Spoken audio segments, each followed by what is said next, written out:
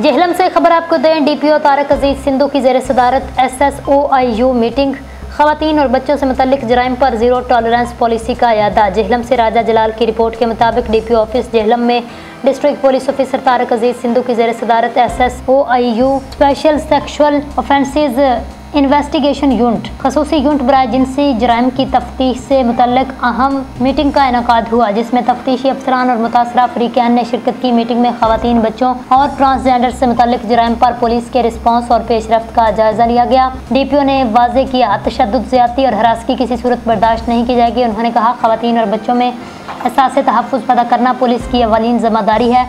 कमज़ोर तबकात के साथ किसी भी कोताही पर सख्त कार्रवाई होगी। डीपीओ ने 15 कॉल वीमेन सेफ्टी ऐप और पंजाब पुलिस ऐप पर फौरी रिस्पॉन्स की हिदायत भी जारी की। उनका कहना था, ज़्यादती जैसे संगीन मुकदमात में जीरो टॉलरेंस पॉलिसी पर अमल दरामद जारी है। उन्होंने शहरी के मसाइल के फौरी हल के लिए पुलिसिंग को जदीद खतूत पर इस्तवार करने के अज़म का इरादा किया।